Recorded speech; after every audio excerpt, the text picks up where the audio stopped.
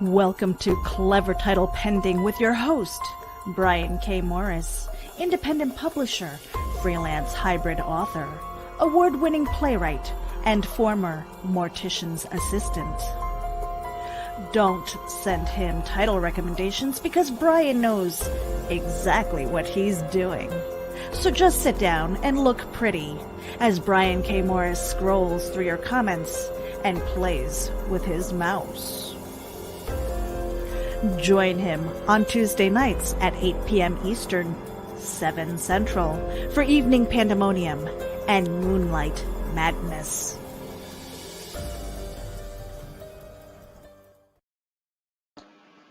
Good evening, everyone. Welcome to the August 18th, 2020 edition of Clever Title Pending, where we talk about creativity and the business behind it. I'm your host, Brian K. Morris, and I'm welcoming you whether you're watching live or on the reruns later. We're glad you're here.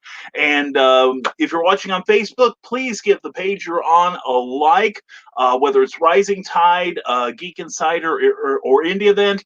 And please share it with your friends so that other people can see all the cool people you hang out with. And also, if you're watching us on YouTube, please subscribe to the channel, Brian K. Morris, and also give that hit that little bell thingy, and so you can be notified of any future broadcasts we have. We do this every Tuesday night at 8 p.m., 7 p.m. Central, and be sure to give this this video a thumbs up wherever you are, because we're trying to conquer the media, but we need your help. And this show is brought to you by GeekInsider.com and Rising Tide Publications. I'm really excited about tonight. I've got a dear friend. We haven't talked in ages, and she is a sweetheart, and you are going to love her as much as I do. She's a very talented lady. She's not only a writer, but she's also an editor, a publisher, a mentor, and a show promoter. So I expect a lot of great questions from all y'all, all my Nevermores. And here she is, the one, the only, Jenn Thompson. Let me make sure you're unmuted here. And there she is. Jenn, how are you tonight? Hello. Mwah, mwah. Mwah, mwah.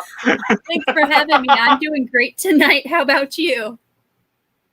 I'm doing great. Thank you for allowing yourself to be had. But anyway, Jenn's name comes up frequently because we have more than once mentioned this amazing book, The Nightmare Collective, which she has a story in, but she's also the publisher and put this together through NeoLeaf Press.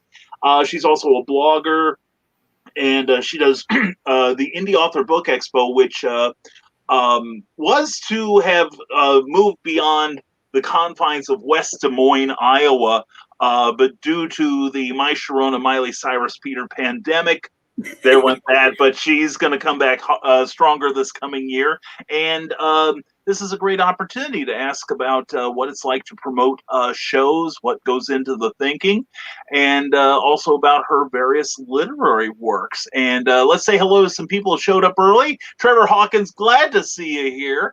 And we're going to be posting your comments as we talk. Trevor is the artist on my Santa Stein and Volcana books. So I know I get all the cool kids here. And Carleen, that's Donna. Carl's Donna. Okay, or actually, the infamous Donna. The infamous Donna. Yes, indeed. And hello, Carly. And yep. Anyway, and there he is himself, the one, the only, the author and broadcaster, Carl Witzman, saying hello to everybody. And hello, Carl. There we go. And something is moving over there. I'm glad you noticed. And of course, here we go. Here's a familiar face for you. Cindy Cap, here I am to save the day. She has the most amazing scarf. Let me tell you. She can put Doctor Who to shame. No joke. No joke. Well, she was at an event with us, Virtual Con, a couple months ago. And at the after party, she was knitting this afghan, and it started out about the size of a doily. And by the time the broadcast ended, she was just furiously moving. Her hands were a blur, and it was about the size of Wyoming by the time she was done. So, anyway, she's a wonderful lady. She's doing all kinds of cool stuff right now. Go to ckoepp.com and sign up for her amazing newsletter. And we are also joined by Christian Basil of the Legend of the Traveling TARDIS.com, also 37,000 people strong on his Facebook page. Do you shower with that fez? Usually that's it's the cleanest part of me, actually. So anyway, thank you for your attention to that. And Carl Witzman just wondered that myself. Yeah. Well, the thing is, it's some days it's just me and the fez and the tattoo. That's about all I'm wearing. You know what I'm saying? So, and Christian, of course, hearing that, this is Christian right here. We were discussing dino porn before the show began, and one night during a broadcast we were both on, we told Christian, don't look it up. For the love of God, don't look it up on Google. So I went and looked it up. I know. I'm sorry, sweetheart. If only I could have tossed myself on that grenade for you. But this was live on the air, and this is the moment we knew Christian had found it.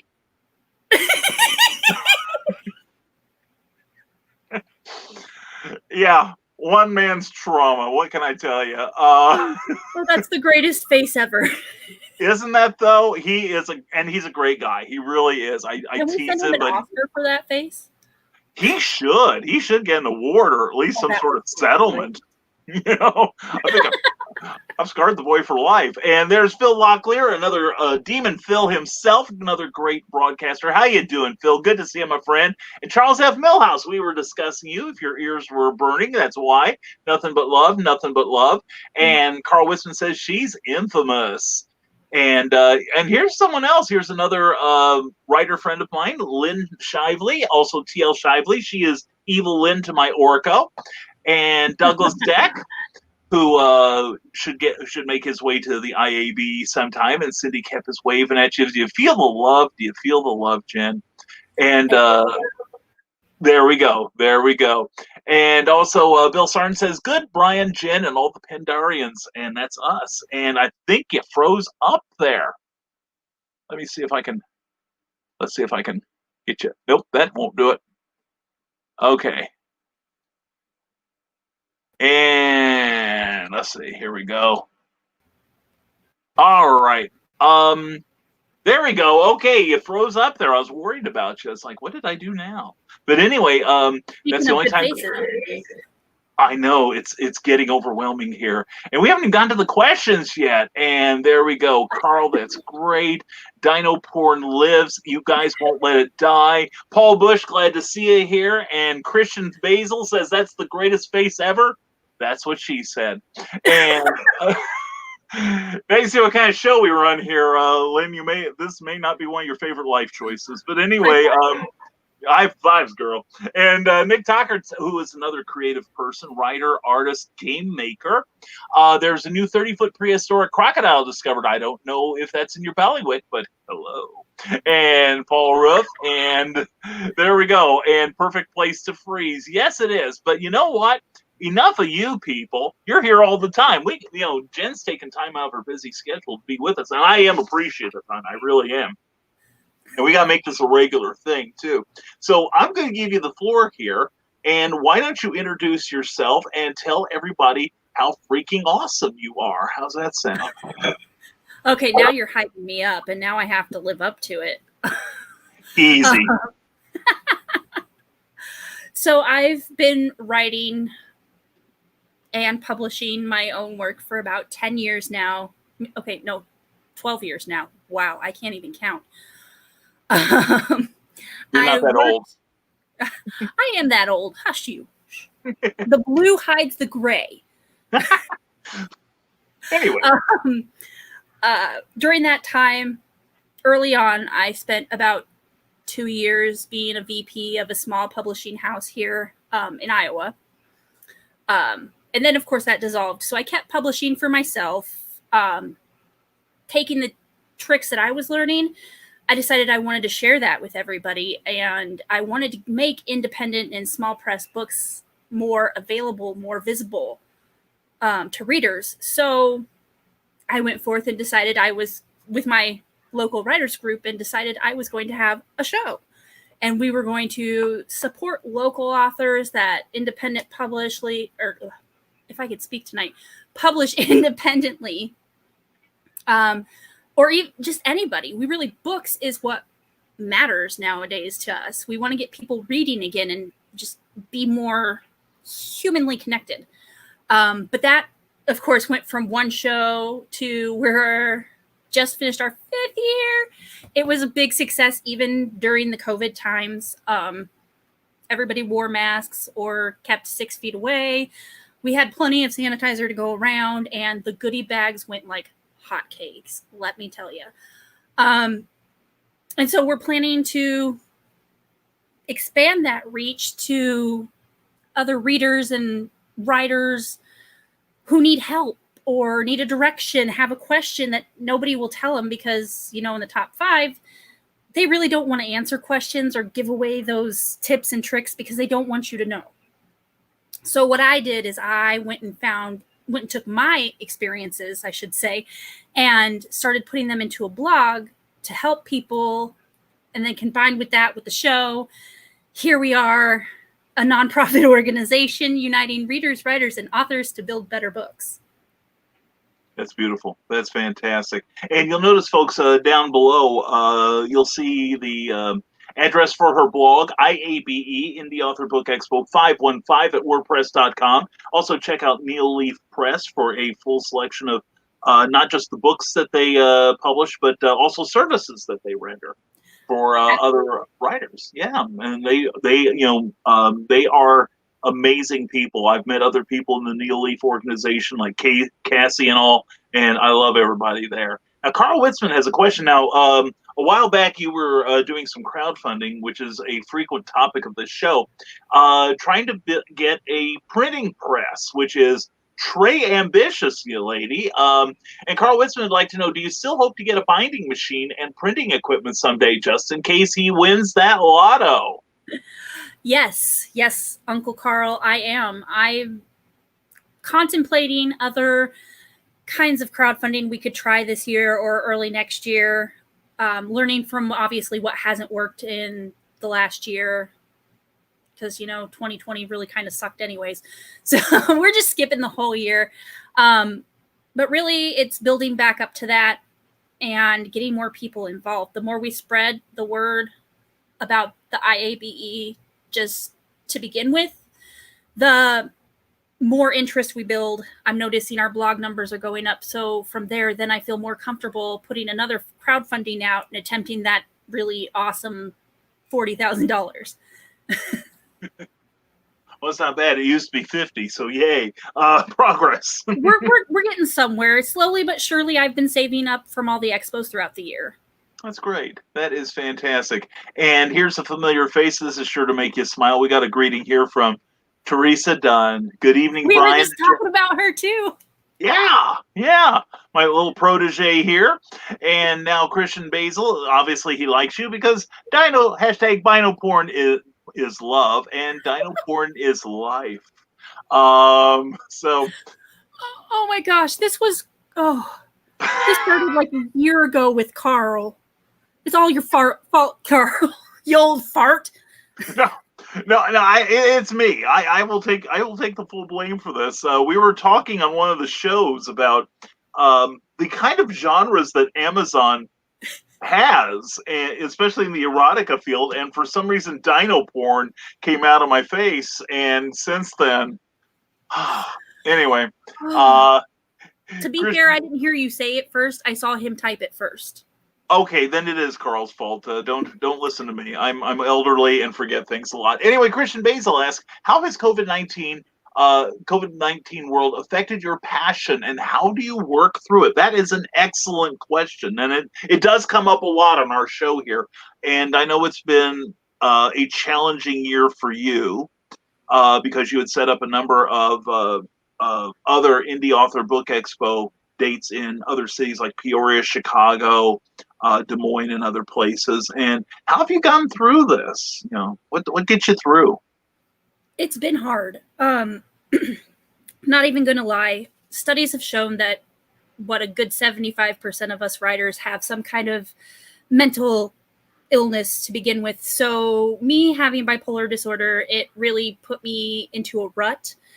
I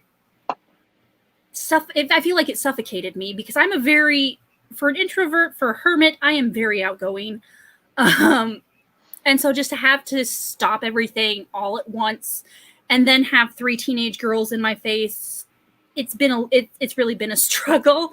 I'm honestly just now getting back into it. I'm actually writing my own books again. I can keep a page count every day.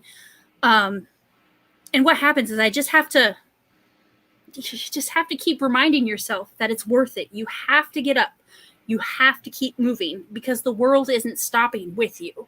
It's not going to wait for you. And something about it just, that's my mantra. It pulls me out of bed every day. It keeps me going, and it's helped thus far. Very good. Very good. Teresa Dunn says, Dino porn is the bomb. How would you know? Where did we go with this conversation? Yeah, where did I go wrong? We were talking before the show about Teresa attended the Indie Author Book Expo last year, been last year. Time is starting to merge for me now. I don't remember It's a the time. whole blur. Yes, seriously. And she wanted to know about the rock and roll lifestyle that Jen and I lead. Going from Super 8 to Super 8, that sort of thing. Just like a real rock star, but without the groupies. And the thing is, at the end of the weekend, after encountering the vibe from the Indie Author Book Expo and meeting Jen and some of the other amazing authors that were there, and that's where I met Cindy Kep for the first time. And that's when Teresa turned to me and said, ask me, how do I get involved? And that's after that she wrote her first book of poetry. We are currently in production. The editing is done on Poetry Expressions 2 and should be out fairly soon. So yay, Teresa, and yay to you, Jen, for providing a great, inspiring atmosphere. I think that you're just trying to make me cry on air, and I don't want to do it. No, I wouldn't do that to you. I'm ecstatic. I had no idea that I actually had that kind of impact on people. It's obviously what I want to put out into the world. And with all the classes and stuff I've done in the past, I've worked mainly with like teenagers, so they don't really have a lot of gratitude to go around. So it's nice to hear these stories, even if it is from like what feels like decades ago. Yeah. It's nice to know I inspired somebody. You do. And that's, it's rising. Wait, let me give you this one. Yeah, thanks for that. I'm number making one. Me cry. Yeah, it's what I do here. Well, you're not the first person to cry on here. Tyrone Tony Reed Jr. is the first crier on here. So you're following a grand tradition here. I don't have my Ultraman here, but I will say Batman approves. So anyway, let's get back to your comments here. And Terry MacGyver, glad to see you, sir. And he's got kind of a two-parter here, I think. When did you first feel that you were a writer? And in kind of continuing, if I remember rightly, it may have been Brian or Christian. They spoke a couple shows back about imposter syndrome, feeling like you aren't quite there. And I think that's something we all suffer from. You mentioned that some of us are, we deal with mental issues, and I am no exception. And that's probably why we got into this in the first place. There is something seriously wrong with our brain wiring. But and I'm not going to suggest that you do, but two things. First of all, tell us about your journey as a writer. When did you feel that you were a real writer, so to speak? And then we'll touch on imposter syndrome, if you like. Okay. I guess I still don't admit I'm a writer, and that's part of being a writer. Because you're never really quite done with what you're creating. There's always something you want to edit, and you always feel like it's a piece of crap. And that's just part of being the writer. So I've been writing for much longer. I can remember being 12 and handwriting like 300 pages with my cousin. We co-authored a kid's book. I can't remember for the life of me now what it was about, but I remember sitting there and writing everything by hand, making sure we had the proper grammar, and we'd take turns going page by page. And I've been doing it ever since. I did do a stint in poetry. I think most teenagers of the 90s did. Yeah. Yeah. So I do have a whole bunch of poetry as well, but I really got into novel writing about 12 years ago. And what was your first book and what was it about? Okay, so the first book I ever wrote was called One of Us, and so I'm embarrassed, but my husband showed me a YouTube clip of what I thought was something kind of paranormal, like portaling somebody out of danger. And so I ran with it. And so I created two teenagers that are in a love-hate relationship with their superhero portal powers and hiding them from people who want to use them for bad. And it is severely unedited and remains that way to this day. And I took it off of Amazon about a week after I posted it. Oh, no. Oh, well, somebody pointed out to me that the grammar was terrible. And I was so embarrassed I forgot. I took it down and I'm like, I'm never putting it back up. And then here I am years later and I'm like, hey, I forgot that I even put that there. Till I brought it up. Shame on me. Hey, that's okay. We all got to learn from our failures. That's true. When I moved from Illinois, I'd written my first book when I was 20, 21, something like that.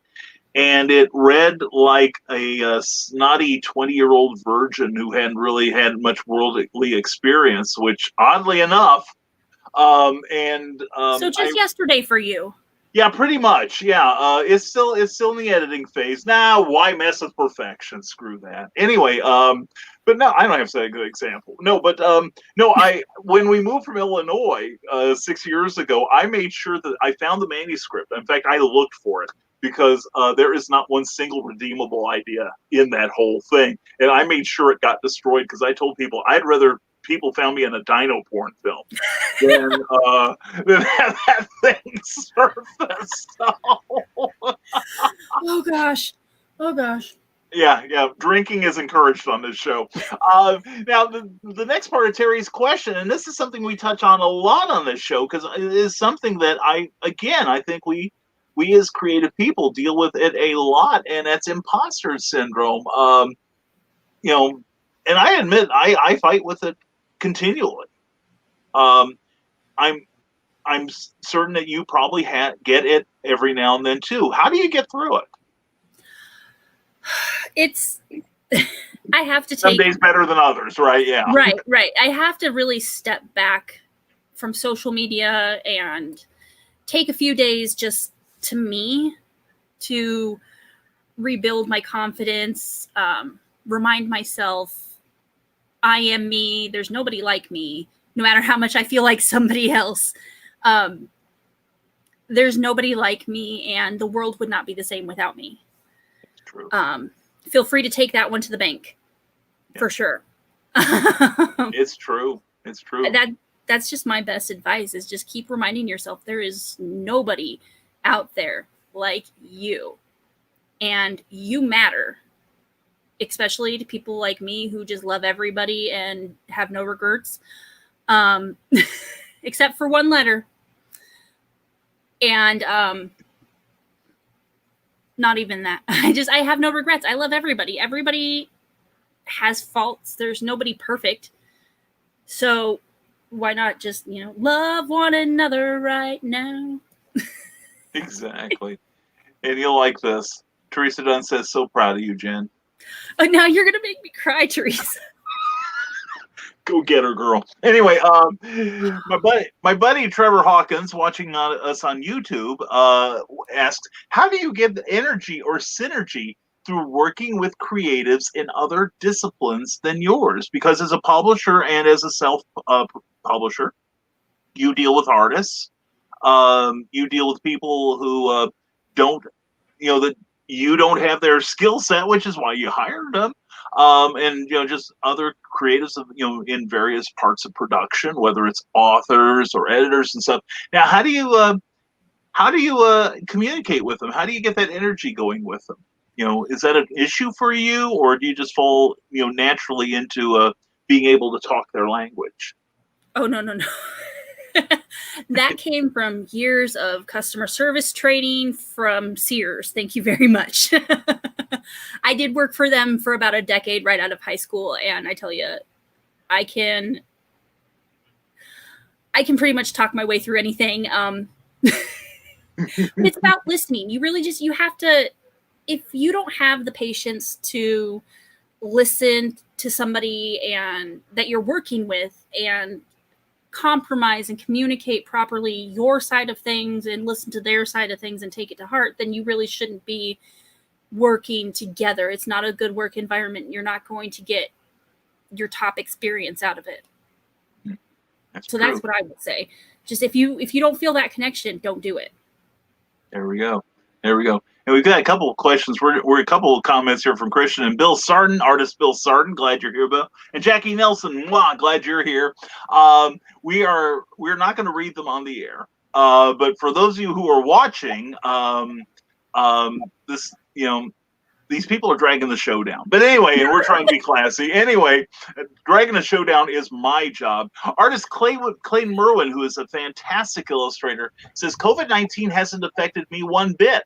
I go to work every day and do everything else I had been doing before all this mess started. And good for you, man. Seriously.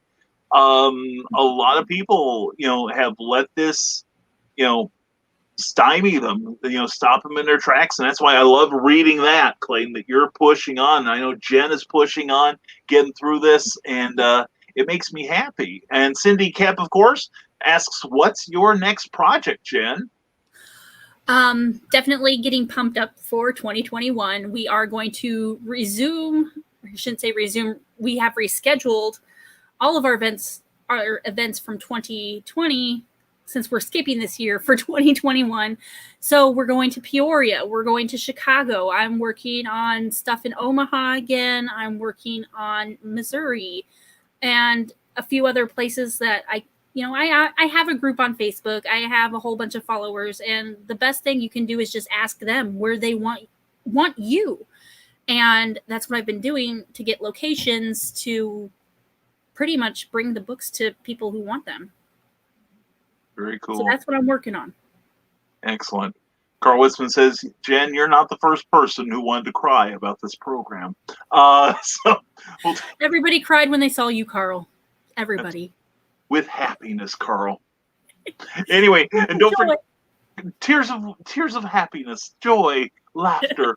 And don't forget this Friday is Uncle Carl's drunken rant on his secret humor page. Jen, are you on that page? Yes, I am. Okay, good. And you've become a better person since then, I'm sure. Even though I've even contributed to the humor.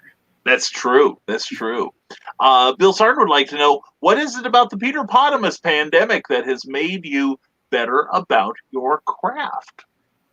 Oh, God. Where to start, right? Right. Well,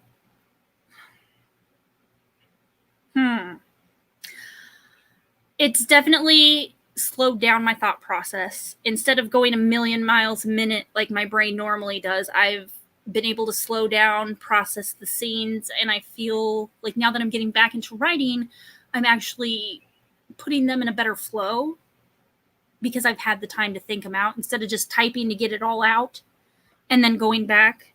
I'm kind of saving myself that one step of doing all that cutting out. And I don't know if it's just because I'm getting used to doing that through the years and years of practice, or if it's, like I said, just because I gave myself time to slow down. Mm-hmm. Very cool. Christian Basil says, I'm suffering from, Christian that is, suffering from imposter syndrome. Unfortunately, he's wearing the same underwear I'm wearing. Tell him to give it back, but wash it first, okay? Rick Bradley. Sharing is not caring in that situation. Sharing is not caring when it comes to undies. No, he doesn't care. Trust me, he doesn't. And we're trying to get Rick to come over too, to Iowa too. And Clayton Merwin says, hello, Jen. And Terry McIver says, no one has good grammar. That's true. That's why we need editors desperately. I think every year I post a blog post about how much grammar sucks and how much it just ruins my world. Yeah, me too. Growing up in a small community in East Central Illinois that didn't exactly encourage good grammar or reading. So it's the hashtag the struggle is real. Douglas Deck, who is a fantastic author, asks, "What is your preferred book, ebook or paperback, Jen, and why?" I'm a sucker for a paperback in my hand. I am one of those weird people that like the smell of pages fresh off the printer. And it's just, for me, easier on my eyes than looking at a screen where you've got a backlight, you're straining your retinas. I can't, the most I can do on a tablet or even my cell phone for that matter is play games. And that even gives me a headache. So I try to avoid electronic reading at all costs. Mm-hmm. I I'm understand. not against ebooks, though. Not against them. Ebooks are pretty much our main bread and butter. So I'm not against them. I just prefer to have a book in my hand if I can. I understand that. Although I counter, people tell me about, there's nothing like the smell of an old book, which I agree with. I mean, if somebody put that in a cologne, I would be bathing in that stuff. But, it's like I've never read a book review where it starts out, Mr. King's latest novel was quite frightening and it smelled wonderful. I've been told several times that my writing stinks, but that's another issue. Cindy Kemp says, "You matter. Unless you multiply yourself by the speed of light squared, then you energy." Science humor is the best. Terry MacGyver. Yes? Her jokes are great. I love her jokes. I do too. Oh, if you have not friended Cindy Kemp, holy cats. She is the antidote to depression. Oh, yes. Yes, and she actually used a joke I sent her one day. Do you know why? Do you know why computer programs are like martyrs? The crap doesn't hit the fan till you execute them. Anyway, see what I'm saying? Those are like the best uncle jokes ever. No joke. Yeah, it's true. It's true. And Jackie Nelson, who is a wonderful author. We gotta get you up. We gotta get you into Iowa too. She is a fantastic lady. Please check out Jackie's books. She's written at least 2, maybe a third one's about to come out. About her daughter Daphne, who is a super heroine who fights zombies, and they're awesome. And so is Jackie. I miss you, hon. And Terry MacGyver says, "I proofread a book a while back and made suggestions for the dialogue, which 95% of which made it into the book. It was supposed to be a New York-based gang and read like an English teacher." Wow.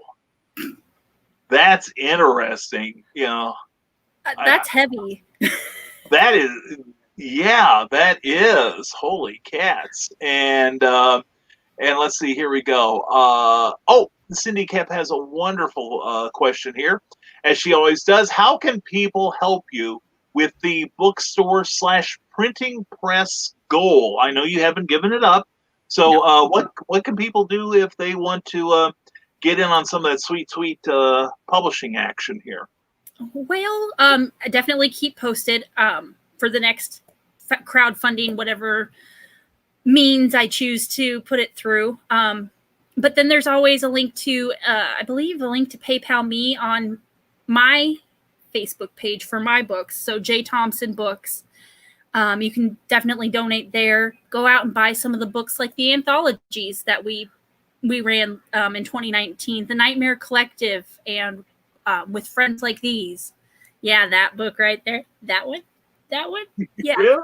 That book right there.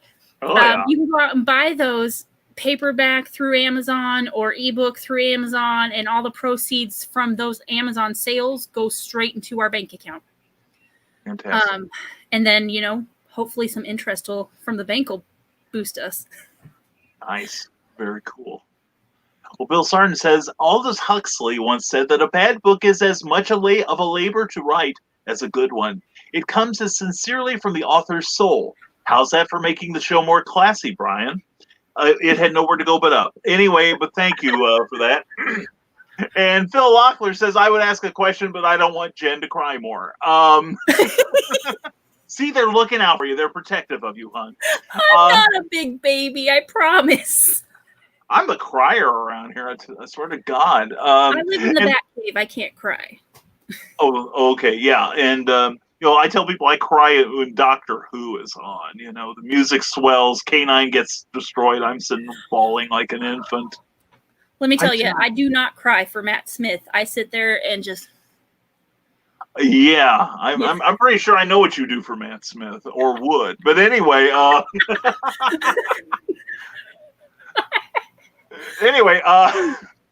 bad Brian. Anyway, Phil Lockler does brave it and asks, how much have you noticed online presence became more important, not only during the current events, but also after the smoke clears? Oh, it's so terribly important. I mean, nowadays, everybody lives online.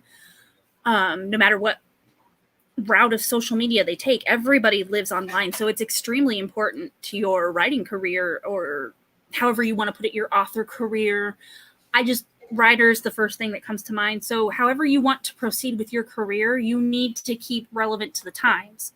And to do that is to stay up with all the hottest apps and make sure you have a presence there, and that you have promotions that are also relevant to the times that will help draw readers in. So definitely keep a heavy online presence, as well as now that the smoke is clearing, consider your local bookstores. Just a poster with your book cover on it and maybe your website address on there. Most bookstores will do that for free. And most of them have community boards, coffee shops,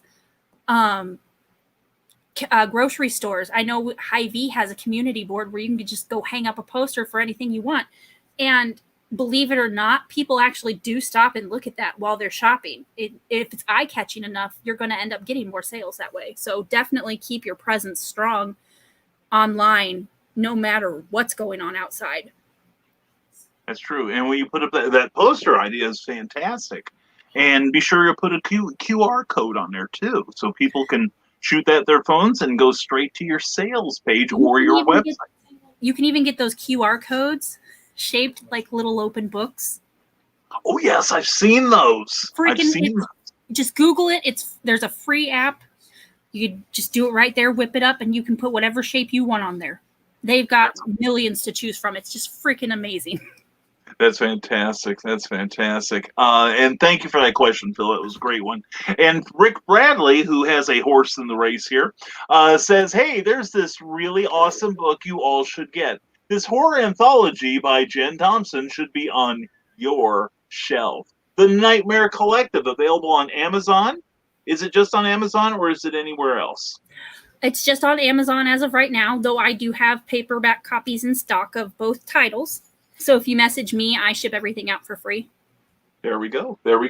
And we will be getting contact information from Jenn eventually. Or do you want to tell people right now how they can get a hold of you if they want to? And I know they will. Oh, yeah, absolutely. Certainly shoot me a message here on Facebook, Jenn Thompson. It's basic there. Or you can go to IABE 515 is our Facebook page. Leave me a message there. There's a link on our WordPress blog to message us, as well as I have a very long email address. Yeah, that's right. I remember. I am Batwoman Yo with dots after every word at Gmail. And I will make sure to type that up and add it to this as I'm sharing it around too. Because it's, like I said, it's very long and obnoxious. But yeah, just reach out to me in any way you can, and I will gladly mail out a copy. Beautiful. And Nick Conley and Dan Stockwell want to say hello to both of you. Thank you for joining us with Jenn Thompson of the Indie Author Book Expo. Also, NeoLeaf Press, author, promoter, editor, publisher, chief hand on the rudder in many ways. And please bring your questions, because this is a great learning opportunity for you. Douglas Deck says, I've worked in print media, and I agree, Jenn. Most of us, at least past a certain vintage, that's at one point, that's all we had. So we've all worked in print in one way or another. Just now we do it with ones and zeros. So Anyway, TL Shively says, I have the same feelings on books. Prefer physical books as well, but I have to admit the ebooks are good when trying out new authors. And I think that's a very good point. Sometimes people put their books up for free, saves you postage. They're frequently less expensive, SRP wise. But they're, to me, what really got me, made me become a believer in ebooks was when I moved to a second floor apartment and I had to carry all my crap upstairs. So, it's that versus my Kindle. Let me think. That's why I haven't moved in a decade. I have like 3,000 books in my house. Oh, God. I've got a basement full of them and comic books, and we're just now getting them organized after about 4 years of living here. So, I get it. I completely get it. Dan Stockwell, glad to see you here. Hope you're enjoying the show. Hope you make us a habit. Pleased that you showed up here, and please don't hesitate to say hello to everyone, and also to bring your questions here. Terry McIver says, in the process of putting a free online event together for around the end of October, we'd love to have you two involved. Sure. Definitely. Shoot me. We're friends, Terry, here on Facebook. Shoot me a line on Facebook, and friend Jen, and she will. We could do something like this again. And Jen's like, no way in God's green earth, and we're doing this again. I know. We're on the air. You're not supposed to say that here while everybody's watching. There's a lot of things I'm not supposed to say, but I do it anyway, Jen. And that, sir, is why we love you. And thank you, and I love you too, Jen. I've been looking forward to this for the longest time. I really have. And Rick Bradley said, "What would be the most important advice to an pardon me? What would be the most important advice to an up and comer wanting to publish their first anthology?" Jen, you've published more than just these two, I believe, right? I've been in several with NeoLeaf Press, but those two are the first ones that I've actually produced. It turned out well. And thank you. The most important piece of advice I would give you is to make sure that you're as involved as possible too. It's not just my book. It's my book, your book, his book, her book. Like 7 people went into putting this together. You want to make sure that everybody's on the same page, that everything is in agreement. See?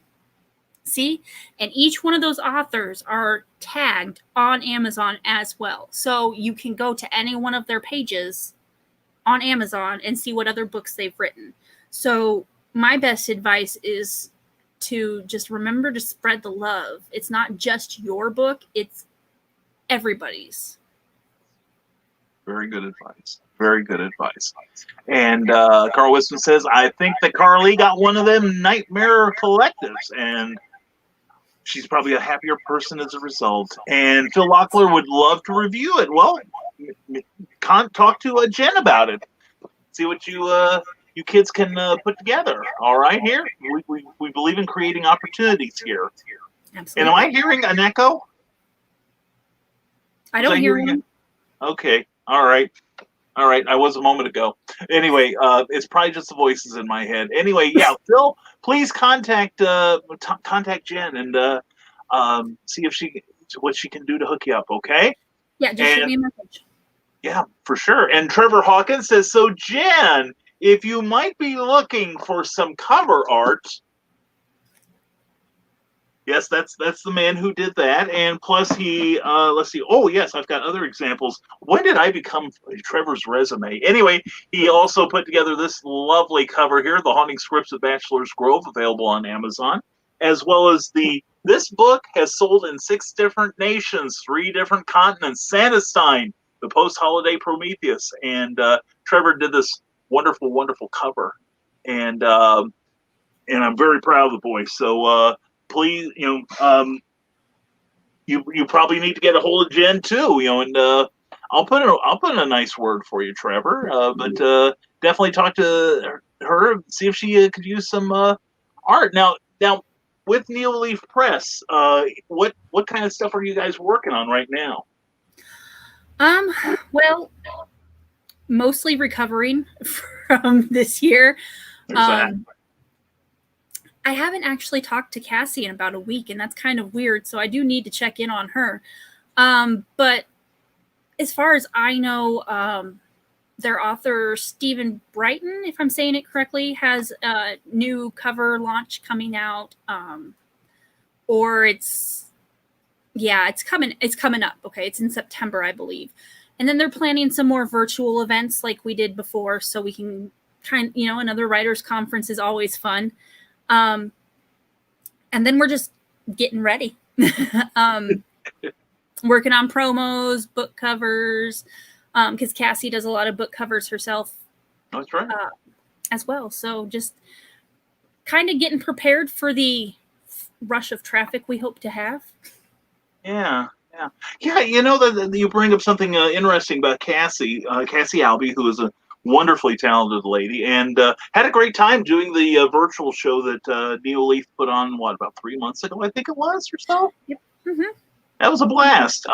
Now, Cassie does, I guess you call them pre-generated covers. Would you like to explain what she does and how useful they can be to some, specifically genre authors? Right. Well, she does kind of do it all. I think her husband, David, does more of the marketing, advertising, as to where she does the formatting, editing, and book covers. And part of what she does to help out independent authors who aren't so savvy with doing it themselves is she tries to have pre-made covers available at the ready. And by that, basically the imagery is there. She's a Photoshop geek. And she's putting it to good use. She has a page, and it's on Facebook, Covers by Cassie. Basically, I would check that out because she does some pretty amazing graphic art, and a lot of book covers that I would seriously consider if I had a story to back it up. She's got me thinking, for sure. But that's just part of the service you get from NeoLeaf Press as well. When they work with authors, they really take it the extra mile by making sure that they create a cover with you. You're comfortable with the changes in editing. And if not, they want to stick to the original story. So they're really easy to work with. Yeah. And that's one of the many differences between, an outfit like NeoLeaf and your the current Vanity Press type. You don't get a voice with those people. It's substandard work, but I've seen the stuff that NeoLeaf puts out, and it's high quality. Seriously, no, I'm not just saying that because you're here, Jen. I mean, seriously, this is good stuff. I'm really proud to be in that anthology. I seriously am. And Trevor Hawkins on YouTube says, "I'd be happy to donate some art for fundraising for your printing press." Oh, thank you. Yeah, Trevor does that. He's a great guy. He really is. Don't tell him I said so. He'll never believe it came from me. Carlene says, yes, I have the Nightmare Collective, and it's great.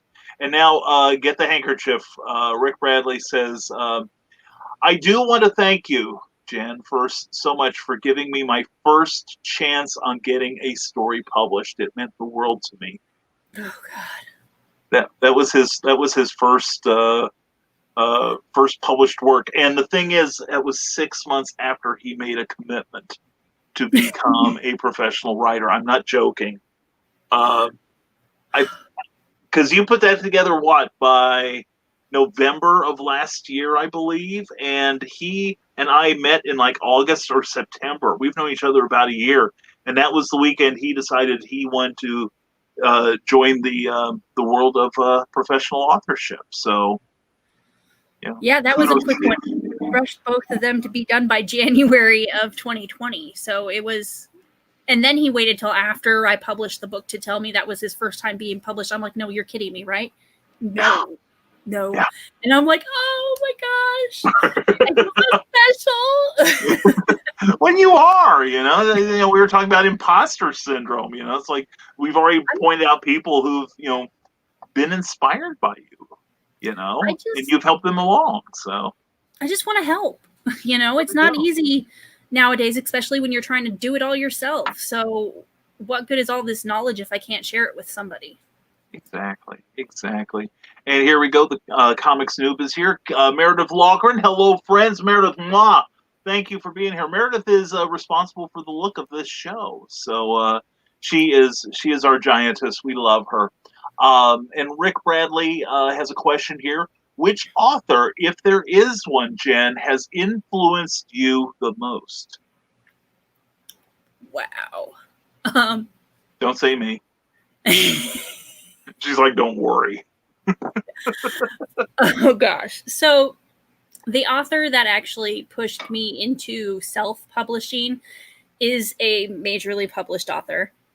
Lauren Kate wrote this phenomenal series for young adults called Fallen. I started with the last book in the series and then insisted that my husband buy me every other book in the series so I could catch up with it. And ever since then, I was like, I can do that. It's not to be a competitor of hers, but it's more that she, through telling this story, showed me that I could craft my writing into something like that. If that helps. Yeah, definitely. Very cool. What other authors inspire you? Definitely Jolene Naylor. That girl. She's fantastic. She is just a ball of fun. Yeah. Another Expo original author from our first Expo is C.K. Dawn. Dawn, like, the dawn of time. Right. Or Tony Orlando and. Right. She's a really awesome fantasy writer. She does book covers and stuff like that too. So just all around amazing gal to read. Terry Holmgren. She was at the Expo while you were there. Well, I remember Terry, yeah. Yeah, we were talking about her bartender son, Vanny. Yeah, that's right. Yeah. So she's a phenomenal author as well, and definitely recommend checking out her books because they are like, I couldn't put it down. So very cool. Those are the authors I read from mostly. Excellent. Cindy Kemp would like to know cool plans for next year's events, other than just having them, I suppose. But what have you got anything special planned for next year? If things work out. Yeah, right. Fingers crossed. We do actually have huge plans. We tend to, I try to theme every year, so I kind of have a starting point for promotions and stuff like that, advertising, getting people all excited about it. And we are doing superhero versus supervillain themes. And I'm so excited because, they don't just live in comic books. Heroes and villains live in real books too. So it's come out and meet the villains and the heroes of these books that you otherwise wouldn't see. Yeah. Well, so it's been fun doing that so far. I'm excited. That's a great idea. I love that. Meredith would like to know, for the lovely newbie writers, can you explain the difference between a vanity press and self-publishing? Absolutely. So a vanity press is going to sell you prints of your book. They're going to sell you editing services. They're going to sell you a book cover. They're going to sell you a barcode for your book and promise you they're going to promote it, and then they basically just dump you. My opinion, I've been stuck through trying to work through a vanity press before, and that was the process.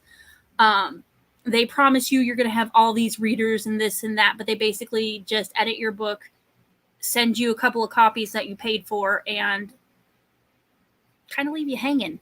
As to where self-publishing, you're doing that all on your own. You are finding your own editor if you can't do it yourself. You're finding your own book cover if you can't do that yourself. You're in it 100%. You're your own marketing personnel. You're your own distributor. You are your biggest fan. Yeah. As And vanity presses, really, they don't back you up at all. They just kind of tell you what you should be doing. They don't give you like media press release kits. They don't give you any guidelines whatsoever. They charge you for advertising that they don't actually provide. So really, I say be leery of vanity presses if you want to go that route. Definitely read what you're getting into. Read that fine print. I skip it all the time. And that's where you get in trouble. That's where you're thousands of dollars in and you can't dig yourself back out. So you just have to cut your losses. And I'd hate to see anybody else in that situation. So please, please, if you're going to go with a vanity press, they're really easy to pick out too. Just Google presses. When you look for publishing houses or presses, they're going to be the ones that are advertising big name books that you've never heard of. Yeah. And if they ask you for money up front to publish your book, you are in the wrong place. It shouldn't cost you to publish unless you're self-publishing, and then you're paying for your own copies of your book to sell. Exactly. Yeah, and also what I recommend people do is do a Google, talk to other writers. Maybe they've heard about them. And there's also columns out there like Writer Beware and Predator and Editors that you can get on their mailing lists, and they send you information on these. What's the term? Oh yeah, scumbags. And not that I have a strong opinion of them either, but also what I do is I look up the name of the company and add the word review. And like if the only positive reviews you see come from their own website, that's a red flag. Then do a second search, but instead of review, put scam at the end of it or ripoff and see what comes up. That could be very, very illuminating. But yeah, we've had several discussions on this show about vanity press, and we are not a fan. He said, exercising his gift for understatement. No. Anyway. I am not a huge fan of vanity presses either. That's what happened to the previous publishing house here in Iowa that I worked with a couple years back. Is they turned into a vanity press. Oh. And ended up going under because nobody wants to pay to publish. It's all about, well, okay, I'll buy copies of I'll buy my wholesale copies of my books and sell them myself at a marked up price because it's cheaper. I mean, who's better to sell your book than you? Yeah, exactly. Now I'll tell you a horror story here, and then we'll move on. I know someone I met somebody at a show who had gone through a vanity press, and they were given a cover. I couldn't tell what genre it was supposed to be. It was that lousy. It had no markers that you could tell whether it was a mystery or science fiction or literary or romance. It was and then the thing is, the book sold on Amazon for $12.95, but the thing is, this outfit was going to let the author have it for the discounted price of $12.95. Yeah, definitely facepalm moment. No, you can always come over to our group on Facebook too. I'm more active on Facebook than I should be, but just go over to Indie Author Book Expo on Facebook. Ask to be added. I'll add you to the group. I do keep it private because there's always spammers, but come in. Join the group and drop a question. If you're not sure, ask. I guarantee you, out of the 600 people in the group so far, 600 plus, we're almost at 700. Nice. That somebody in there has heard of what you're talking about and they have some advice. Or if nobody responds within 24 hours, then I go look it up and see what I can find. Very cool. Very cool indeed. Bill Sarden would like to know, how successful do you feel virtual cons are compared to physical ones? And do you feel that they get lost in the sea of virtual cons that have surfaced in the past few months? To answer the second half first, yes. There are just so many virtual cons out there nowadays in virtual writers' conferences that everybody's getting buried. You really, really, really have to pop out, and you have to have a big sponsor to get seen and noticed. And that's just a budget that most of us don't even have. Yeah. That being said, the one event I did do with Cassie back in I think it was May. That sounds we did right. That sounds right. That's when they were just starting to plan them out. So we were kind of like the first getting out there and doing that. And I did see a lot of success come from that. We ended up selling about 50 copies of our anthologies throughout that process. So it's definitely worth trying if you can find the right one. And if nothing else, I think it's a good networking opportunity with other writers who are involved with the convention, plus the people. If you do something like this show, you're probably gonna wind up talking to people you've never met before, and that's a cool thing. Getting your circles a little wider never hurts. Exactly. So, and it never hurts to get out of that mindset that, like I still come across independent authors that think we're competitors. And that's not the case at all. Most of these people who do these shows, they're there to help you. They'd rather see you succeed too than see you fail. Period. Yeah. And that's why, like, most of the time I don't even promote my own books.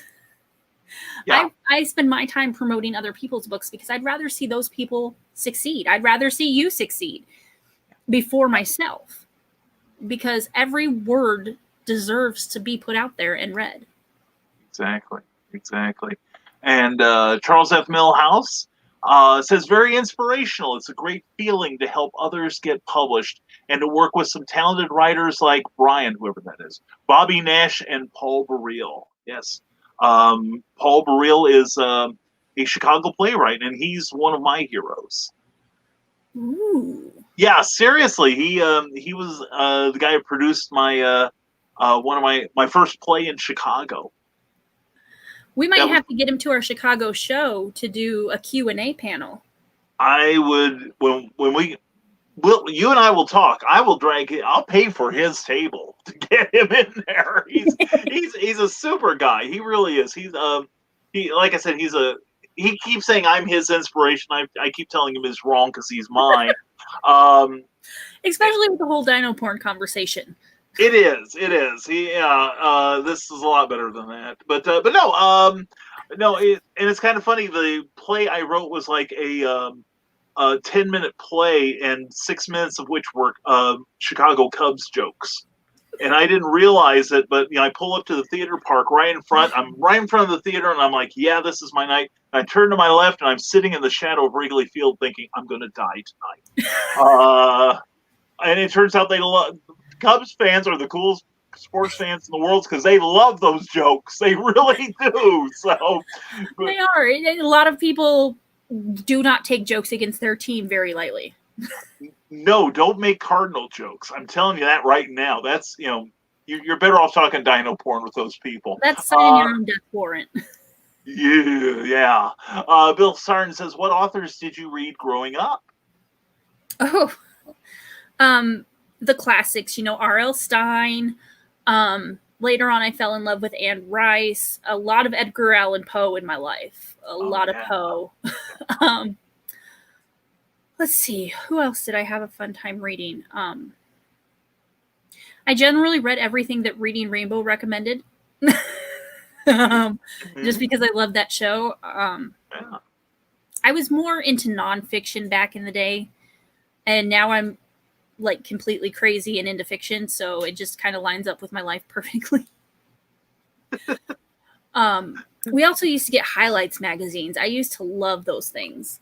That's where I would spend most of my time reading. Is every month when we got a new calendar, I was the first. You had to beat my sister to it, because if she got it first, she drew through all the puzzles, and then then you just feel cheated. Yeah. So you had to be the first one there, but highlights, that was my jam. I hear you. Totally hear you on it. Want to say hello to Tom Trapinski. Tease, good to see you, my friend. And Jim Robb, another great writer editor. Good to see you here. Hope I say morning. I think I'm doing never mind the furthermore. I hope your evening's going well. That's what I mean about time slipping into the future. And Rick Bradley says, also, speaking of the Nightmare Collective, when can we expect a second one? And he's calling dibs on a spot. Right after I do, pal. Let me tell you that right now. Actually, I got asked about it last year about doing another one, and I just really never thought about it because things got crazy with COVID and all the shows canceling. So it kind of got put on the back burner, but now that you say it, we can definitely work on something. I mean, Halloween is coming up. Okay, good. Anyway, put it on schedule. Cindy Kemp says co-op press can be cool, though. Yeah, that's true. That's true. And and Rick Bradley indulges in some character assassination here when he says risingtide.pub raises all sorts of red flags. That guy that runs it is shady. You can't say that. He wears a fez. He's awesome. How can you not trust a fez and a bow tie? See, you get it from Jen here. All right, you might as well write checks on it. Okay, it's that reliable. So there. Here's a pen for you. That's right. That's right. Yeah. And if I had my Ultraman picture here, he'd say you're number one. But anyway, Cindy Kemp says something I think everybody here can second and third, that IABE is fabulous. Fantabulous. Aww. It is. It is. We love you too, Cindy. Seriously, we do. We and do. Carl Wisman says the best virtual conventions have been done by people who are already broadcasting or have another online presence already. Yeah. I would agree. Yeah, although it is a good way to get experience in broadcasting too. You know, just kind of get on with somebody that does know what they're doing and just get used to being on the air. So it does get kind of weird when you sit there and talk to yourself to do videos. So you're right. It's great practice, and with putting your online presence, having it be being such a valuable thing right now, you almost need to have a YouTube channel. So definitely go on as many talk shows as you can. Have a heavy presence in those shows because it prepares you for whatever you're doing next. Exactly. And Monica O'Leary says hello. Mwah. Monica, glad to see you here. Darkest Honor available on Amazon. It's awesome. And Cindy kept seconds our emotion by saying fezzes are cool. So there, Rick Bradley. Ha! Anyway, he also says, cool, let me know the details and I'll get you a story. Very, very cool. Now, we've got a couple questions from the one, the only Cindy kept. And she wants to know, what's the best part of event planning? The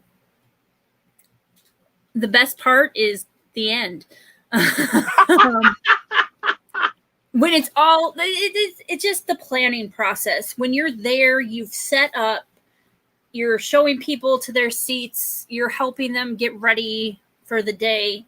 That's the best part to me. That's the most rewarding part because you're meeting your authors as they're coming in. You're like, oh, I haven't seen you in a year, and you're screaming like girls through the mall, and it's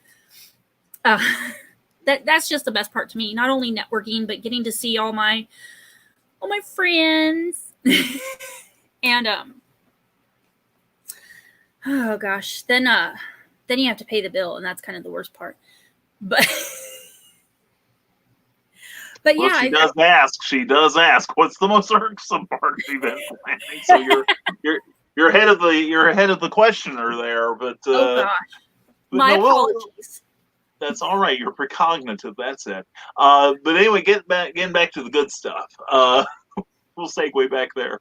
Okay. The other best parts, buying all the fun stuff to decorate with is awesome. Getting books in stock.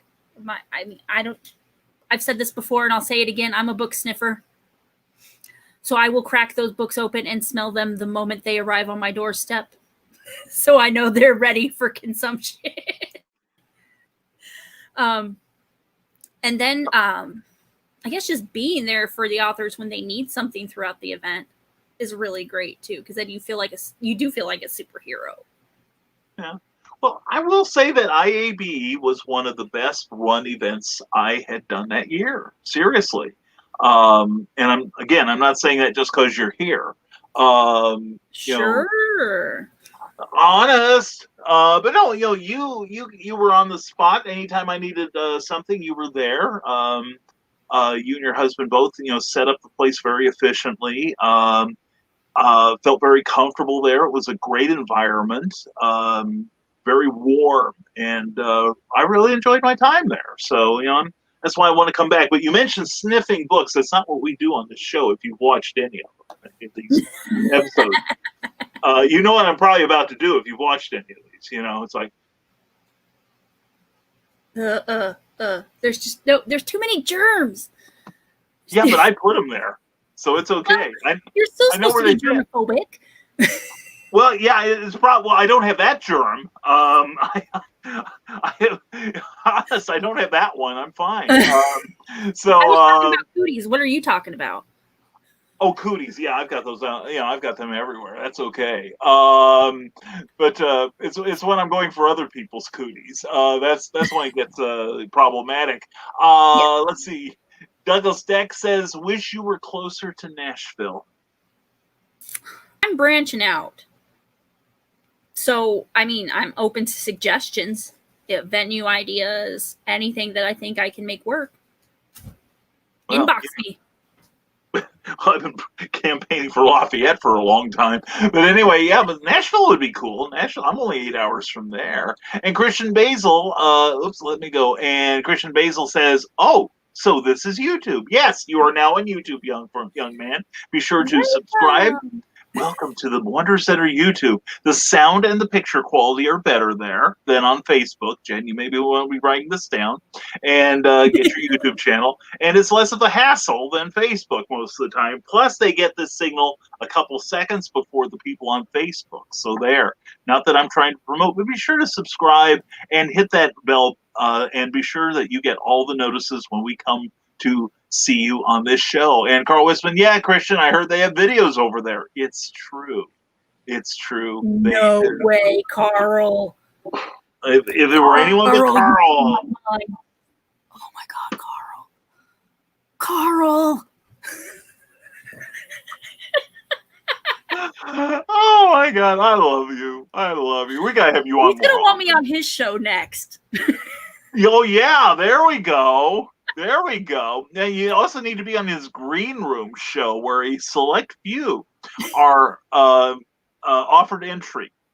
And oh yeah, it's one of those. So that's what you'll say once you start watching for about 2 minutes. It gets a little raw, and in this one it's like 2 hours of audience participation, meaning that some people who will go unnamed sometimes misbehave on there, shall we say.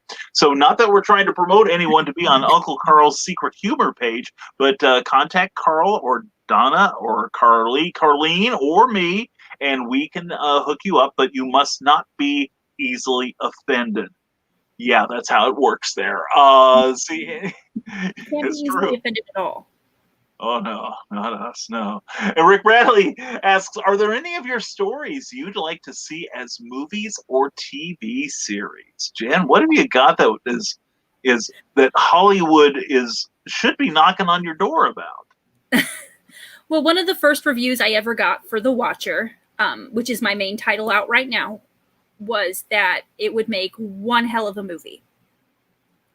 And that was an early review before the many, many revisions that followed. So I've been kind of following with that in mind when I go to that book, is that the ultimate goal is I wanted to make that into a TV series or a movie. I've even gone to the point where I've started writing out a script for it because I thought maybe I can get some local voice actors to come together with me to make an audio book where each character has their own individual voice. And then, me, the narrator, it is written in third person. So, yeah. I like it. That's the fun that I have. That's where I'd like to be, I should say. In my head, I'm already there. But I would love to see that. I would love to see, gosh, what's the name of it? Another author I used to work with, Megan Provan, had a series that I would love to see turned into a movie too. Oh, it would be great. I mean, Megan brought me back from where Stephanie Myers left off with Glittering Vampires. Megan restored my faith in vampires. Cool. Her and Jolene. I can't leave Jolene Naylor out of this either, but I met her through Jolene and read her book first, then Joe's, and they will restore your faith in vampires forever. Very cool. Very cool. And Hollywood, if you're watching. Call me. Yeah. Yeah. Jen can pimp for me. That would work. Let's see. We have a debate going on here. Carl Wisman says it's much better to be a book sniffer than a book licker. I don't know. Brian's a book licker, so sniff them all you want unless they're wet, says Rick Bradley. Then be careful. And then Carl Witzman does a play-by-play saying, there he goes, licking away. This is for all you people on iHeartRadio right now. And Meredith Loughran, we can count on her support. Says who, Carl? Fines. Oh, yeah. Oh, yeah. And how Trevor bad is that on the paper, though? That poor cover. That's why this is coded stock. But that laminate's going to come off eventually. Even faster now. Don't do that. Don't do that. You're going to die live on the air, and I'm going to feel responsible. Oh, no. That's what we call good television. Trevor Hawkins says you're supposed to only lick your finger to turn a page, Brian, not the whole book. Are you crazy? You don't know where the fingers have been. That's unsanitary. Christian Basil says it's not that Brian is licking a book spine. It's what's going through Brian's what? As he's licking said spine. This sounds like a very evil Mad Lib scheme there. And as far as venues, Monica O'Leary mentions that Indianapolis is closer. And Indianapolis, that's a thought. If you know where Peoria is, and I know you do, Route 74 goes straight to Indy. Just letting you know. And Jen in the green room, oh yeah. And ask about potholders. Should we? And Rick Bradley aims to misbehave. Good for you. Good for you. I like misbehaving. That's right. Forget Fats Waller. I am misbehaving. And Meredith Loughran says, are we going off the rails in chat again? Oh, goody. We were never on the rails to begin with. We can't even see the rails from where we are. And let's see. The ground? Yeah, we're mowing the lawn. And Carl Witzman says, where we're going, we don't need rails.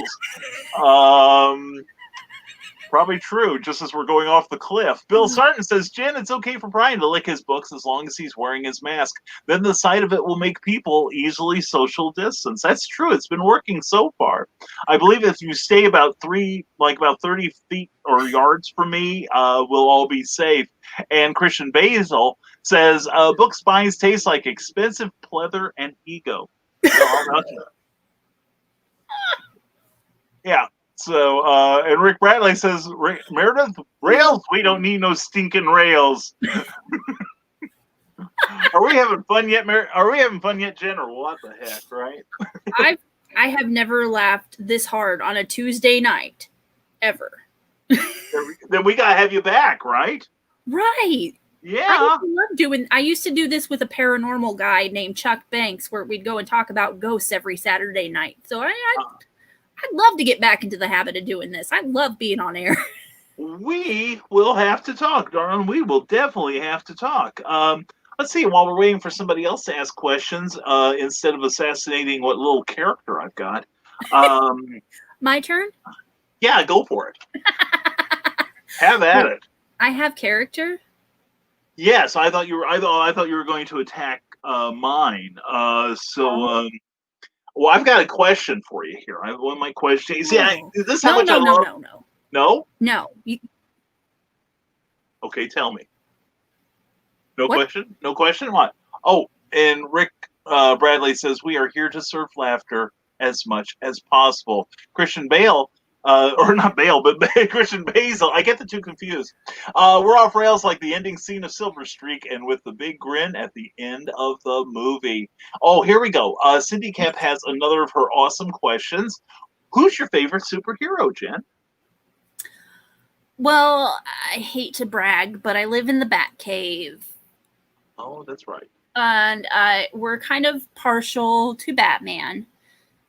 Though my favorite character is not a superhero, but a supervillain. I am a bigger fan of Harley Quinn. Just because she's the super smart, super adorable bad guy. Mm-hmm. And I think Margot Robbie kills it in the movies. So personally, I'd rather be Harley Quinn. But the best superhero is Batman because, I mean, everybody's got to have a superhero to their villain. That's true. That's true. As for my favorite superheroine, call me Hollywood. Call me quickly. Anyway, so call him now, damn it. Get him off the air. And Bill Sarton wants to know, when do we start talking Doctor Who? Last week we kind of went off the rails as we didn't, even more so than normal, because we didn't have a guest, and so we opened it up to our audience, a mistake I will probably never make again. And we got to talk about Doctor Who. We're always talking Doctor Who. You know what I'm saying here? We live Doctor Who here. That's right. My God, yes. Our heads are bigger on the inside than the outside. That's because we read a lot. I'm thinking about getting a pink fez to match you. Ooh. Oh, I'll tell you a plan I've got. I don't know. I don't think I've ever told you. But I've got this hat here. I bought it like a Spirit Halloween. I love Spirit Halloween. And I bought it. I've decorated it a little. Okay? A little bit. Just a little. I put the gears on there. But it came with the goggles, although I've got some nicer ones now. But I want to make a red fez version of this with a tassel coming out the top. That's going to be one of our projects this year. So just letting everyone know what to expect. Yeah. So see. Oh, here we go. Cindy Camp wants to know, and this is actually a super question here. Which Batman incarnation are you the biggest fan of? And that's an excellent point because, like Superman, like the Flash, Green Lantern, a lot of these heroes, there have been different iterations of them. Do you have one, just like everyone has their favorite Doctor? Who is your Batman? Well, that depends. If you're going by cartoon standards, then it's Batman, the original. It just came on as Batman when I was a kid, but it's very, very noir-esque. Back in the day. If we're going by live action Batmans, though, I like Christian Bale's version. Wrong with that? Not a damn thing wrong with that. Now, if you want to go Joker, you've got to have Jack Nicholson. He kills it. No, I agree. I agree completely. That's very cool. Rick Bradley wants to know, have you seen the new Harley Quinn cartoon in the DC universe? It is hilarious. I'm hearing nothing but good things about that. I have seen it. I've watched a few episodes. Bernadette from Big Bang Theory voices Harley Quinn. Right. That's right. And it is phenomenal. I love it. I need to get back and watch some more episodes, though. I've been slacking for writing books. Well, if you must, we all must make sacrifices. And Trevor lists his favorite superheroine, Volcana. He should. He did the cover. And Mervyn Walgren says, no worries, Carleen. I didn't invoke nippies. Yeah, that's another thing we got to explain to you. I wouldn't hijack Brian's chat with Nippy, #nippies again. That's just bad form. It stems from an incident a couple weeks ago, Jen, when the room Meredith was in was rather cold.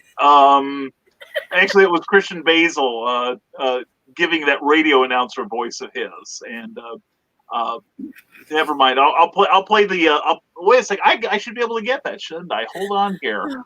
Hold on. Oh yeah. Hold on. Now Meredith is gonna doctor this a little, but we're gonna go to our other studio here. Oh, get off the air there, will you? Thank you. And anyway, this is the. Do I have it on here? Yes, I do. Get ready, Meredith. Brace yourself. Oh, I'm going to get this. We're going to move this. All right. This is so slick here. I know you're impressed, but hold on. Brace yourself. So let's go. Ooh. Oh. My nippies got hard. Yep. And that's what this show does. Anyway. Wow, I have been wasting my life not being here. Yeah, I'm telling you, I need to co-host this. And let's see. Something tells me I shouldn't go back to your comments, people. But anyway, Christian Basil says dino porn started by a dino who was catfisting straight up the butt beard. I see. You've got a lot of catching up to do here, Jen. Catfisting is a form of catfish fishing. Honest. I know, noodling. It's called noodling. Thank you. Yes, thank you. And you basically just punch it in the mouth. Yeah, or you hold the bait in your hand and then you. Never mind. I've seen movies use their toes too. It's a fetish. That's true. That's true. Which I believe is defined as everything. Anyway, and have scarf can travel. Have a Petronella Osgood costume too. Oh, yes, very cool. Osgood is cool. And Trevor Hawkins says, Jen, what kind of Doctor Who story would you like to write?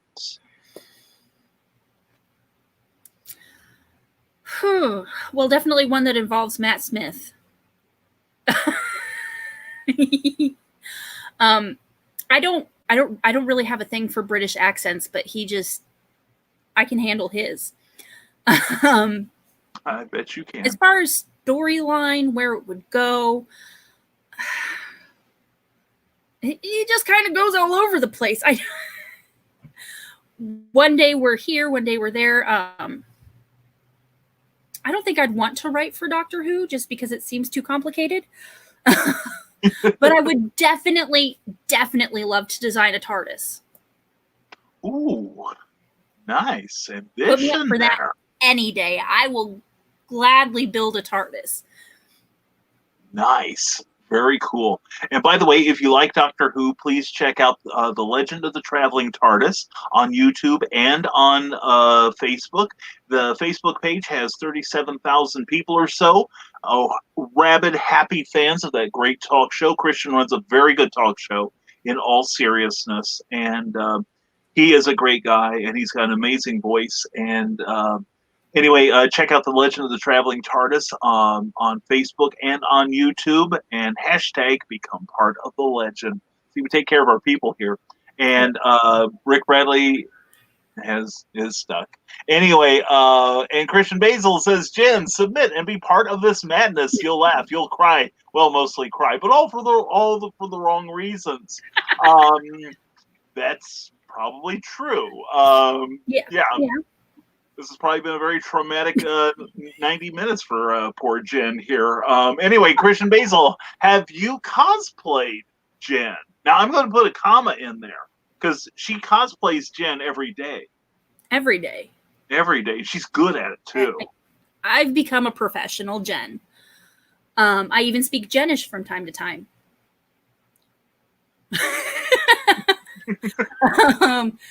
I haven't since it's probably been 8 years since last WizardCon was in town.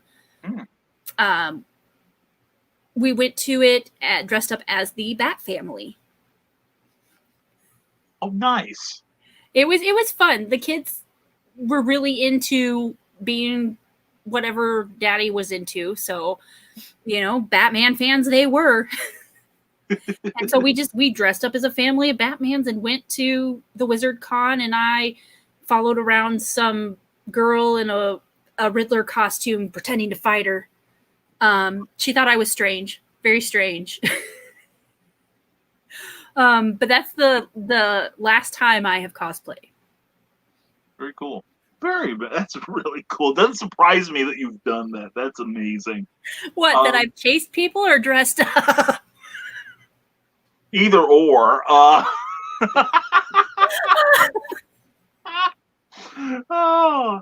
now one question. We've talked a lot about the Indie Author Book Expo, and what do you think makes it different than other book shows like PennCon or any of those? Well, I try to take a more personal approach to it, I think. I try to make our readers that come out feel more like they're a part of building the story itself. So it feels more like it's a show custom tailored to your book needs, as opposed to just thinking I know what everybody wants and putting something out there and hope it takes. Which I'm not saying anybody else does that at any other shows, but I have seen some shows put together that make me regret all of my life choices. And and I don't wish that upon anybody. I really don't. So that's, to me, that's what makes us stand out, is we try to go for the more personal approach. We want to get to know our readers too, so we can keep them happy, because if they're not happy, then who the hell is going to buy the shit we put out? Yeah, that's true. That's what I aim for. Very cool. Very cool. And while we're waiting for some more questions from our wonderful and really deranged viewers, and I recognize I hear these stones whizzing through my glass house when I say that. What advice do you wish, something you know now, what advice do you wish you'd received when you started your career as a writer or a publisher or a promoter? What do you wish you'd been told about that you've had to learn the hard way? You cannot edit yourself.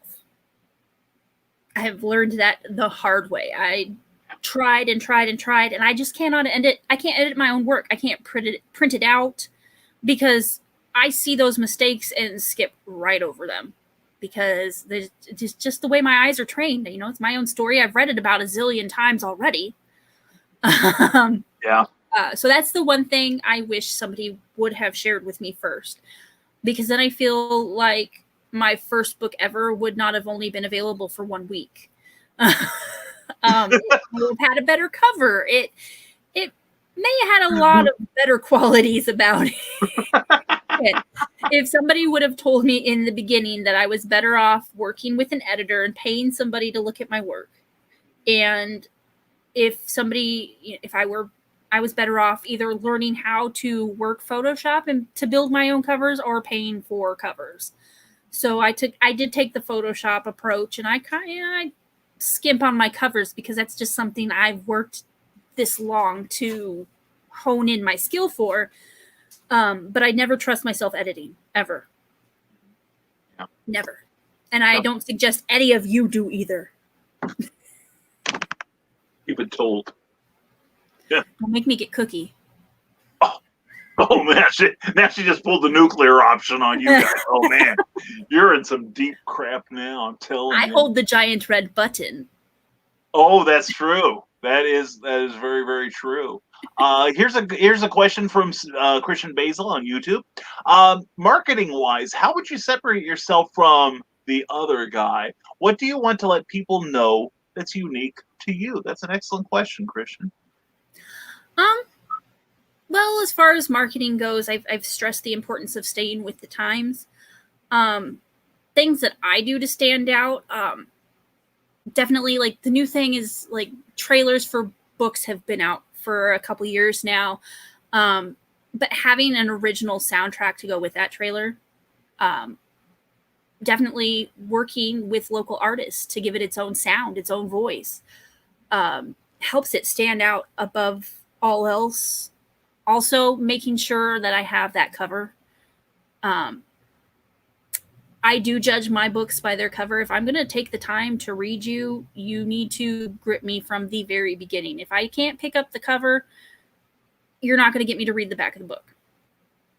So I tried to strive for really relatable covers, not only to the story itself, but something that, you know, readers can relate to when they first look at it.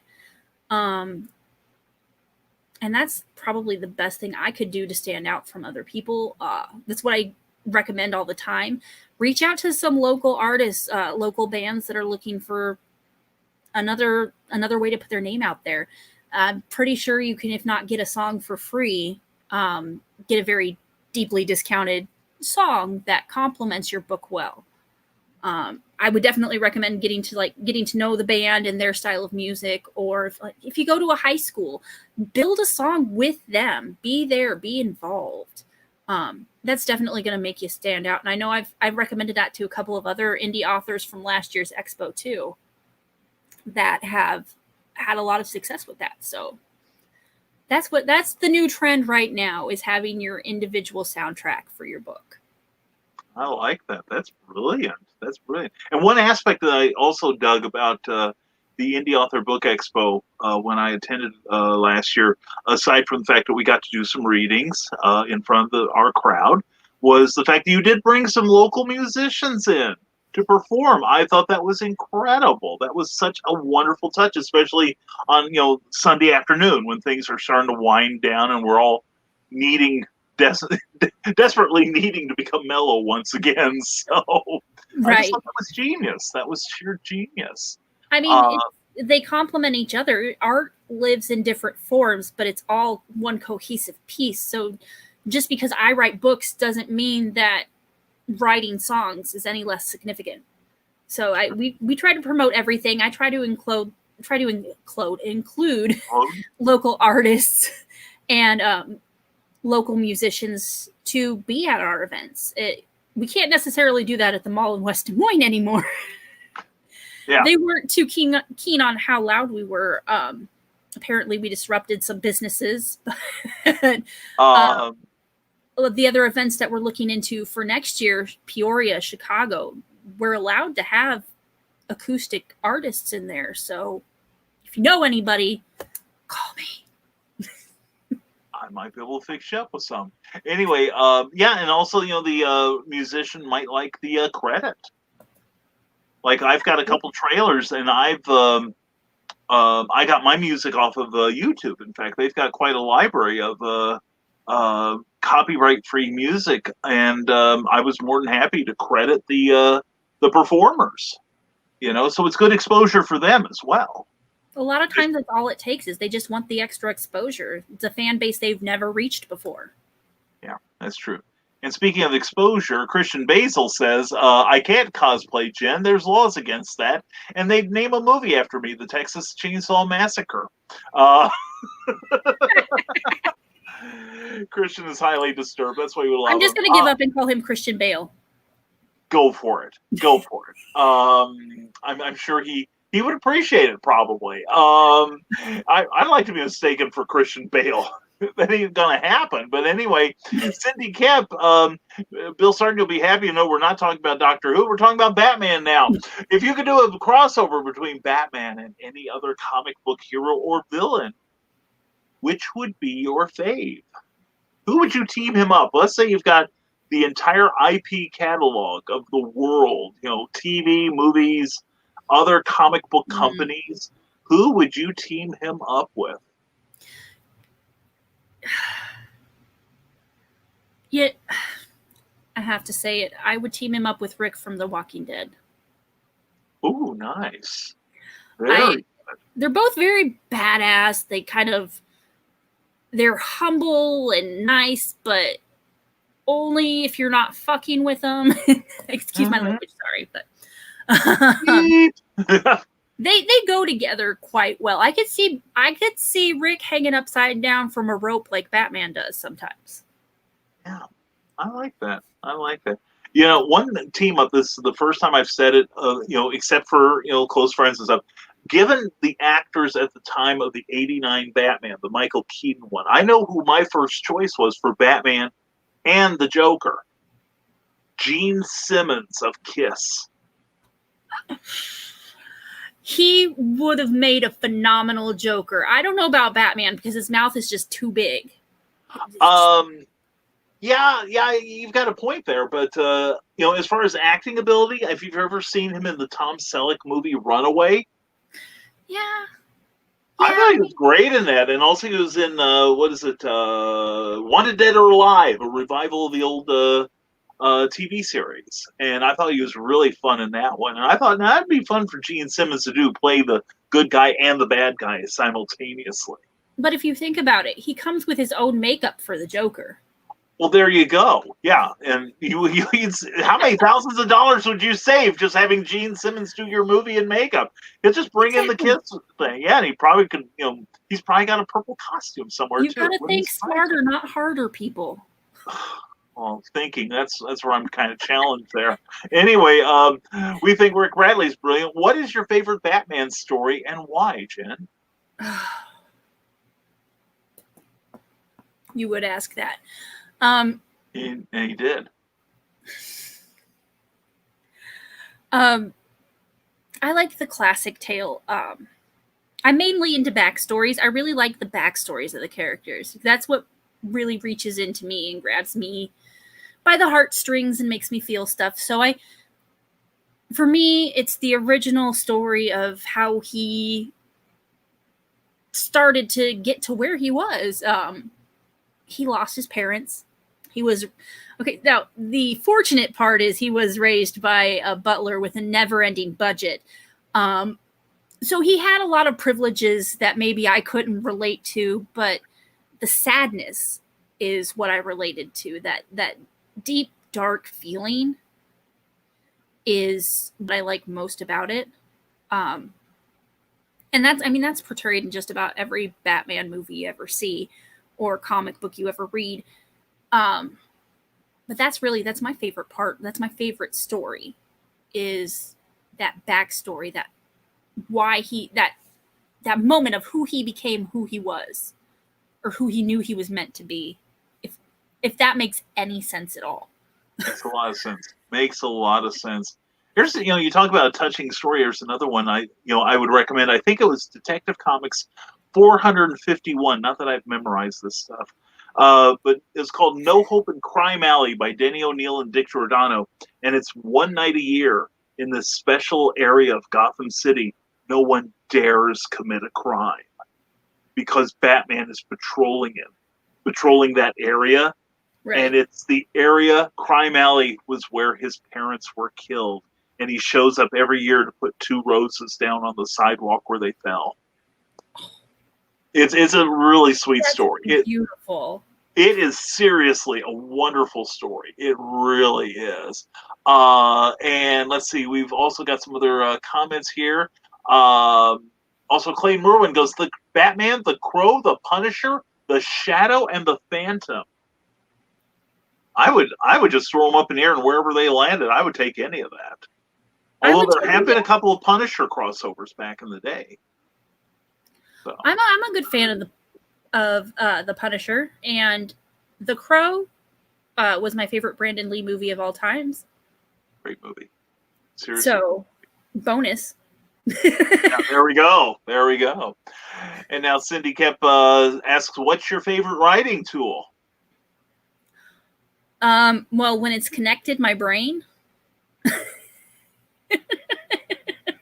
I'll plug mine in sometime. Oh gosh. That's my spell check is my best friend. No matter what writing platform you use, I use Microsoft Words, and that spell check has saved me from looking like an idiot so many times. Yeah. That it has to be my favorite tool. I use it the most, and I know it's not perfect. It's not always up to date on words, but at least if I get confused, then I can go look it up, but it points it out to me. Yeah, Word is a really nice program. They also have they just unveiled a brand new editing feature. It's very similar to Grammarly, and I would put it. I think it is as good as Grammarly, and it comes with a package. Yeah. And plus, it has that text-to-speech feature that I use in my editing. That is wonderful. Until it doesn't understand what you're saying. Well, I have a lot of problem with people not knowing what I'm talking about. So anyway, that's kind of an ongoing struggle. Not even Mr. Gates can fix this one. Cindy Kemp would like to know, Jen, what is your favorite writing snackage? Oh, the roles have been reversed, Cindy. I think this is some of the questions I've asked her for her interview on our blog. You know where she's getting them. You can anticipate her question. No wonder you're anticipating your questions now. When I am writing, I always have a drink next to me, be it coffee or soda, and I always have goldfish crackers. It's the snack that smiles back even when you bite its head off. That's true. And how many snacks will smile at you after you bite their head off? That's true. I can't name one. It's like potato chips. Yeah. Seriously, you can't. And let's see. Oh, Clayton Merwin, fantastic artist. Clayton Merwin asks you, what author would you die for to meet in person and pick their brain? Oh. Where to begin, right? Oh gosh, the list is so long. Do they have to be alive? I'd say no. I'd say no. Let's whoever you want. How's that? Who would I want to?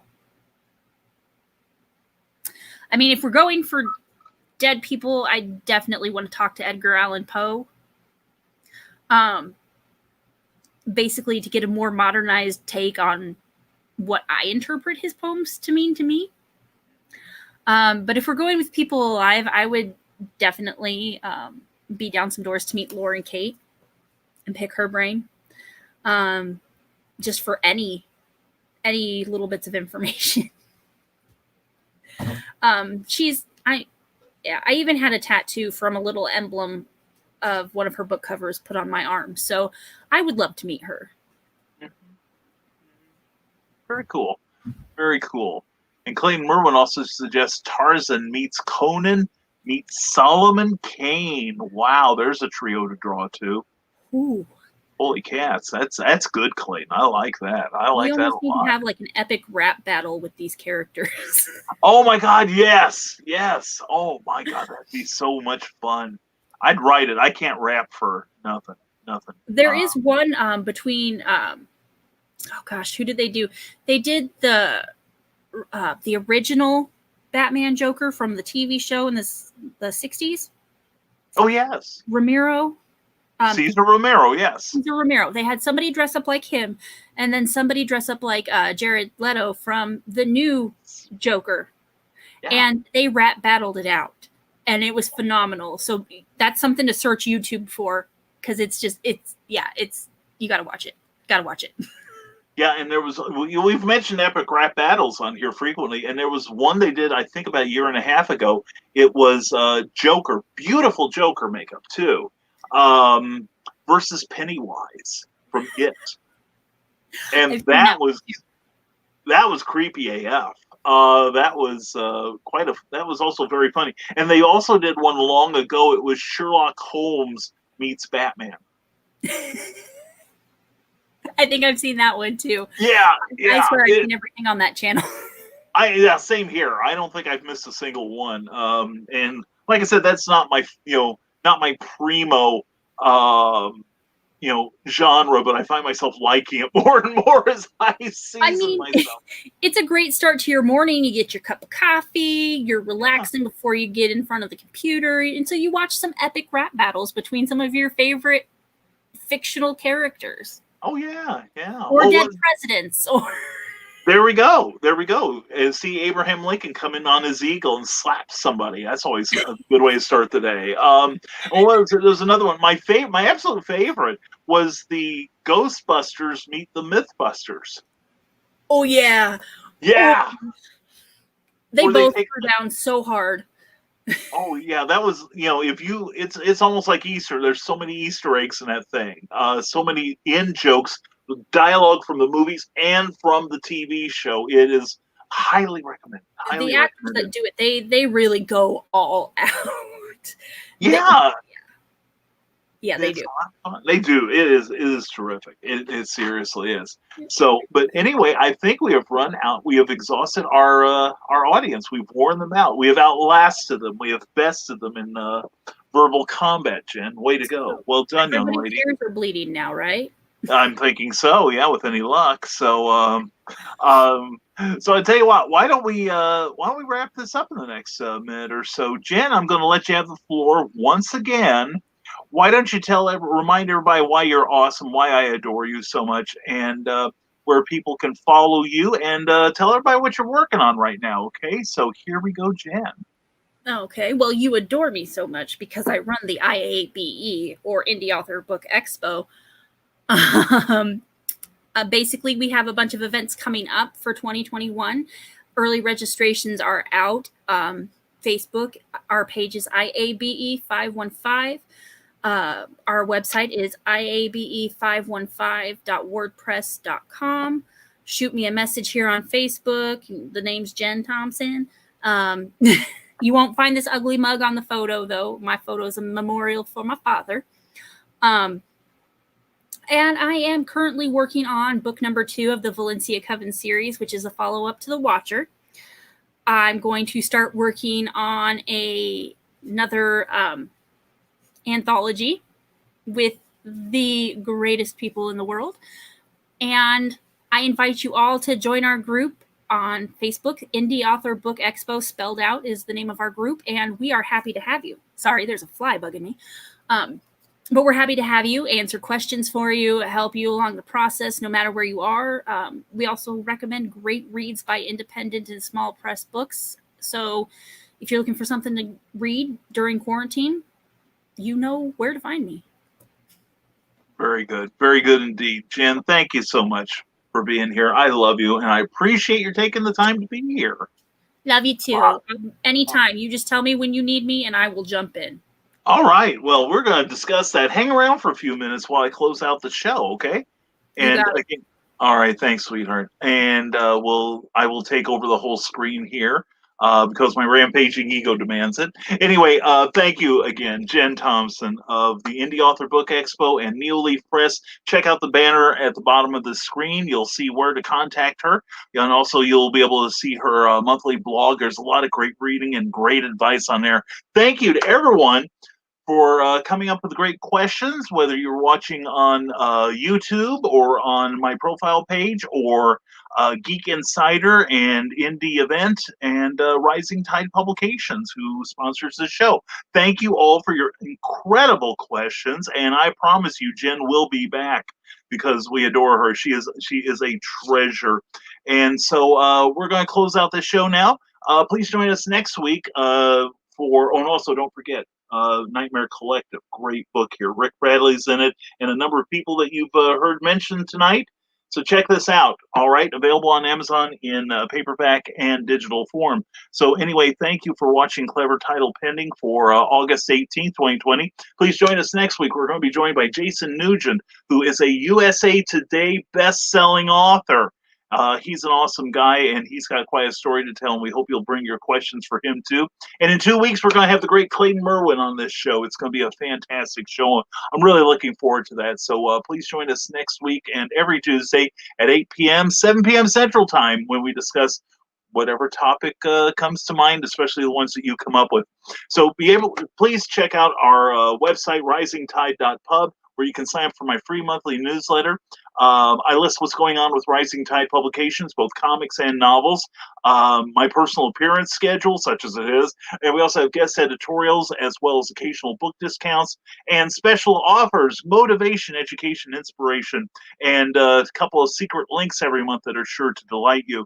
So if you're watching this on Facebook, wherever you're at, please give that page a like, okay? And also turn on notifications so you'll be notified of our next broadcast. And if you're watching on YouTube, please subscribe to that channel. And again, hit that bell and subscribe so that you can get notice of any time we're going to be on the air. We also have a morning show, never mind the furthermore, that happens every Monday, Wednesday, and Friday at 10 a.m., 9 a.m. Central Time. And so in closing, This is your host, Brian K. Morris, author and publisher, former mortician's assistant, telling all of you thank you again. And be sure to stay safe, stay smart, wash your hands, and never apologize for being awesome. Thank you for watching Clever Title Pending. And of course, everything's under control. Now comes the part where we throw our heads back and laugh. Ready? Ready!